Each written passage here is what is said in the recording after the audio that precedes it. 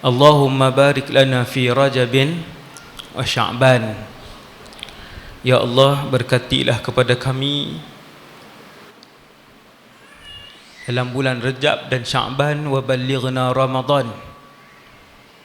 Sampaikanlah kami, ya Allah, berikanlah peluang kepada kami, ya Allah, untuk tahun ini sekali lagi berada dalam bulan Ramadan.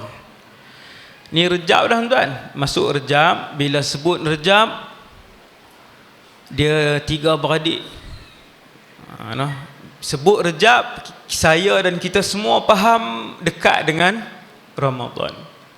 Bulan ibadah kepada umat Nabi Muhammad, bulan perayaan kepada umat Nabi Muhammad, dan bulan pengampunan dan keredaan Allah untuk umat Nabi Muhammad sallallahu alaihi wasallam.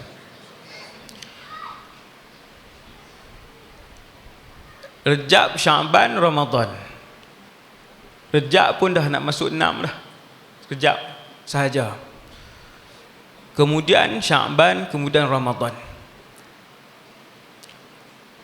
Antara kelebihan Rejab ni sikit yang saya sebut. Antara kelebihan Rejab ialah Rejab ni bulan haram.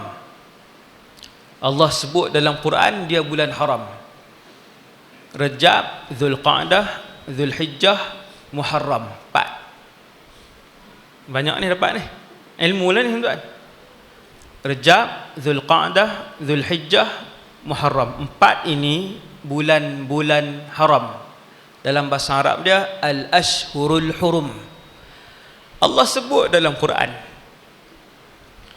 Kalau orang tanya kelebihan Rejab, sebut satu tu pun cukup dah, kerana dia disebut oleh Allah di dalam Al-Quran bahawa Rejab salah satu daripada 4 bulan haram.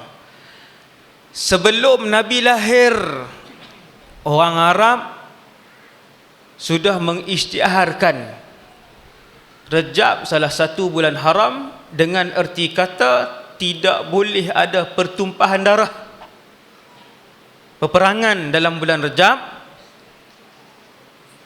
Muharram, Zulqa'dah dan Zulhijjah, sebab dia bulan yang mulia. 1.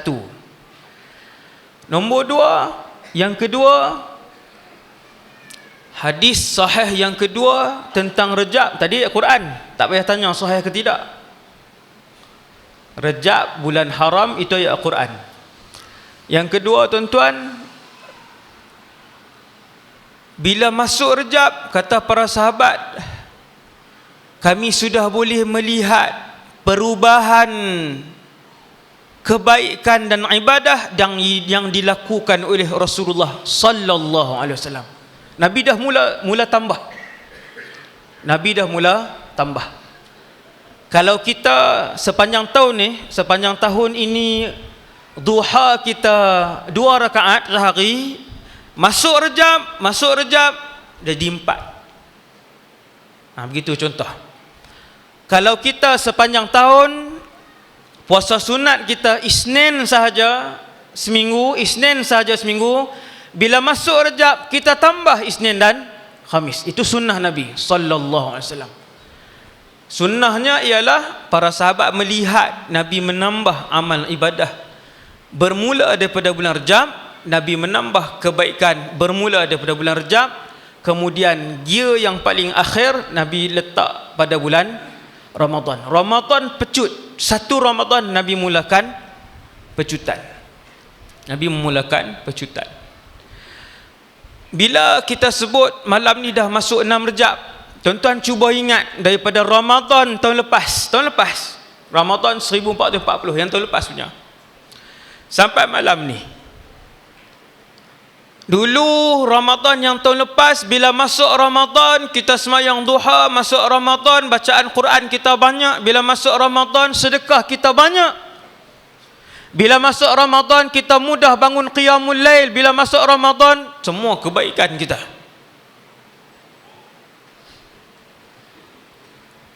Kemudian habis Ramadan tinggal sedikit. Dan ada orang selepas habis Ramadan tak ada lagi amal-amal kebaikan yang banyak tadi, tak ada terus, tinggal terus. Kesemua itu nak dapat nikmat buat banyak ibadah, nak dapat nikmat buat banyak kebaikan, nak dapat nikmat buat banyak pahala adalah apabila diperhatikan dan diberikan inayah dan redha Allah Subhanahu wa taala. Bila Allah bagi taufik, dia akan melakukan banyak ibadat.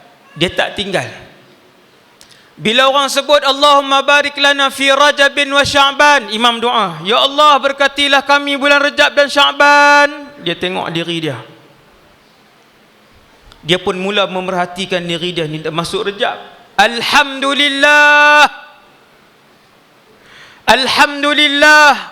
Walaupun orang sebut dah masuk bulan Rajab, dia tengok hari itu duha dia masih lagi 4 rakaat, masih lagi 6 rakaat sejak daripada Ramadan tahun yang lalu.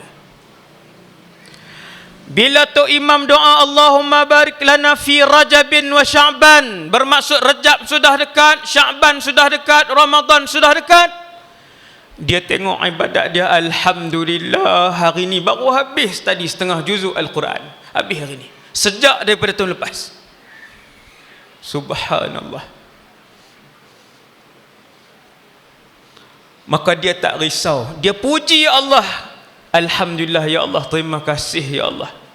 Segala puji bagi Allah yang membimbing dan memberikan hidayah yang berterusan untuk aku melakukan ibadat daripada tahun Ramadan yang lepas sampai Ramadan tahun ni, insya-Allah. Allah tak tinggal dia, Allah tidak pernah tinggalkan dia. Yang ni yang kita cari. Tuan-tuan, bila dengar Rajab, tuan-tuan muhasabah. Cuba tengok amal ibadat dan kebaikan yang kita buat berterusan tak? Tahun lepas kita dengar hadis, Nabi sebut apa? Satu saya buat contoh. Man shalla arba'an ba'dal isya. Tahun lepas kita dengar hadis, sesiapa yang solat 4 rakaat selepas isya. Sesiapa yang solat sunat 4 rakaat selepas isyak. Ada tak solat sunat lepas isyak 4 rakaat? Ada. Selalu kita buat 2. Tahun lepas kita dah dengar satu hadis Nabi bahawasanya Rasulullah bukan sahaja buat 2 rakaat selepas isyak, bahkan sabit dengan hadis sahih diriwayatkan oleh Al-Imamul Bukhari bahawa Nabi buat 4 rakaat selepas isyak. Nabi melakukan 4 rakaat solat sunat selepas isyak, dan keadaan itu, solat itu disaksikan oleh ramai para sahabat, antaranya Sayyidatuna Ummul Mukminin Maimunah bintil Harith dan juga Abdullah ibn Abbas radhiyallahu anhumah. Tengok Nabi buat 4. Tahun lepas kita dah dengar hadis ini, sudah dibacakan hadis ini, sudah diceritakan kelebihannya. Man shalla arba'an ba'dal isya. Siapa yang buat 4 rakaat selepas isya, la yafsilu bainahunna bitaslim, tidak dipisahkan di antara 4 itu dengan salam.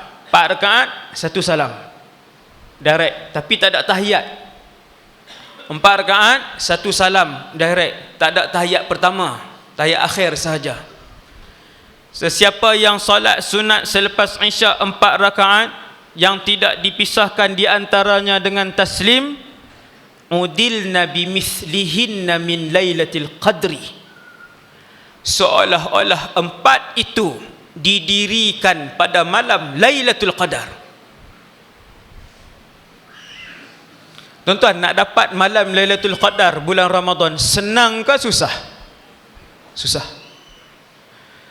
Nak dapat malam Lailatul Qadar bulan Ramadan senang ke susah? Susah. Tiba-tiba ada satu hadis yang Nabi sebut kelebihan 4 rakaat selepas isyak yang bukan malam Ramadan, tetapi pada malam bulan-bulan bukan Ramadan sepanjang 320 malam.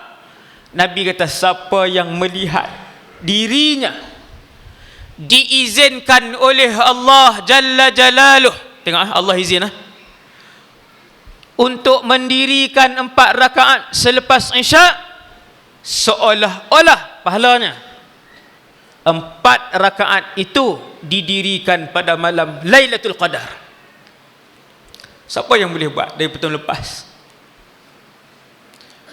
Siapa yang Allah rahmat dan kasih dia, siapa yang Allah inayah dan taufik dia, sebab tu kena banyak minta dengan Allah, taufik daripada Allah, inayah daripada Allah. Bila Allah banyakkan inayah, Allah banyakkan taufik, Allah istiqamahkan kebaikan dan ibadat untuk kita daripada tahun lepas sampai tahun ini. Bila imam berdoa, Allahumma barik lana fi Rajabin wa Sya'ban, kita dah faham lah, sebab doa tu dah lama dah ustaz-ustaz. Bila masuk Rejab, imam pun mula baca, alhamdulillah.